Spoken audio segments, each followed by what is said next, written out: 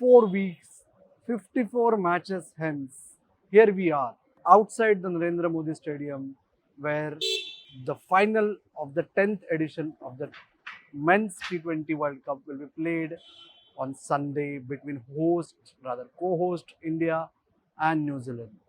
Obviously, augurs to be one of possibly the milestone moments, not just for the cricketing world, especially for Indian cricket fans. Because India, after all, besides being the co-host or rather the dominant host, are also chasing a lot of history ever since the tournament was announced to be played in India. Number one, no team has successfully defended the T20 World Cup title. India are on the verge of achieving it.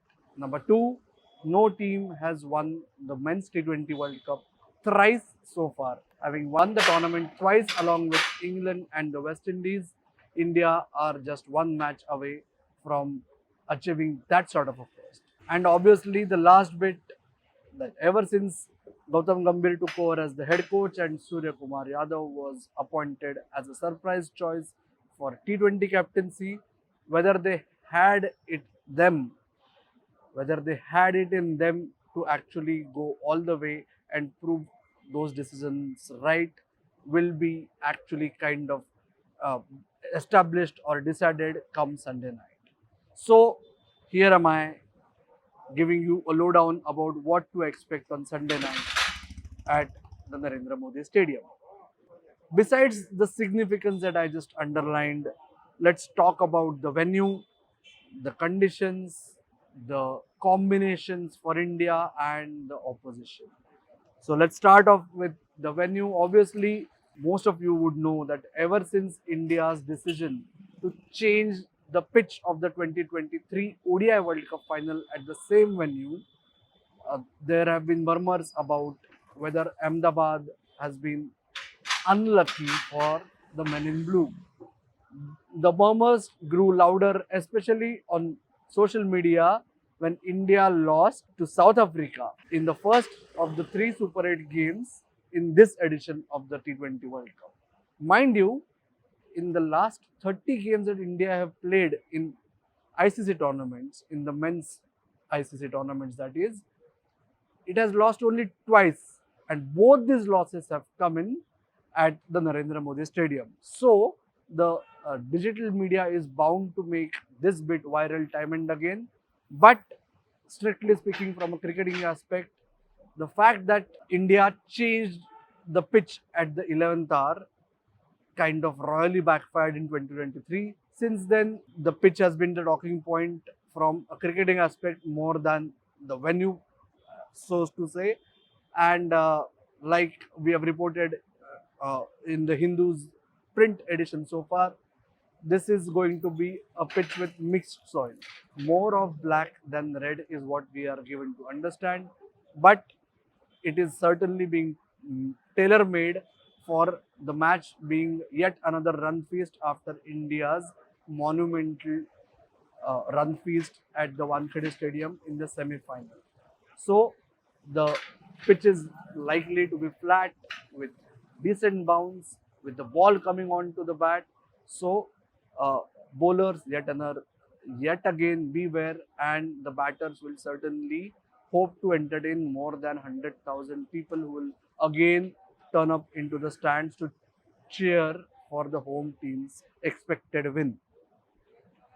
Uh, from the conditions and the bowlers bit that I spoke, that one of the most talking points from India's perspective will obviously be whether to stick to Varun Chakravarti or opt for Kuldeep Yadav. Varun Chakravarti in his last three games, last four games, ever since he was taken for runs by South Africa in that Super 8 game, Varun Chakravarti appears to be far from the trademark Varun Chakravarti that we are used to. So in that sense, whether to take the punt on Kuldeep Yadav playing a big match, after all, both these are unconventional spinners and both of them offer a lot of uh, freedom for Indian team when it comes to picking wickets in the middle overs. That's something that Varun hasn't been able to do As a result, putting on extra or additional pressure on Jasprit Bumrah, who has lived up to the additional pressure. But cometh the big match, whether India can solely rely on Bumrah, whether they'll give Varun Chakravarti one final go, considering he is the best or he is the number one ranked bowler in T20 internationals, will have to be seen. The other point to ponder with regard to selection for India is obviously whether they have had enough with Abhishek Sharma. Abhishek Sharma has looked to be far from at his fluent best right through the campaign. Perhaps it's the pre-tournament ailment that he suffered that has actually resulted in a loss of muscle for him, or perhaps it's the big tournament pressure, considering this is the first World Cup for the youngsters, or it could be a combination of both. But the fact remains that Abhishek Sharma is not even a shadow of the Abhishek Sharma that we have known for in the last couple of years. But I would be surprised if India decide to yet again change the tried and tested batting order. So for now, getting in Rinku Singh at the place of Abhishek Sharma appears to be a far-fetched move, but that will also be one of the options that Gambhir, Surya and others in the think tank would be contemplating. And obviously, Surya Kumar Yadav's runs, they seem to have vanished ever since his match-winning knock against the USA in India's tournament opener.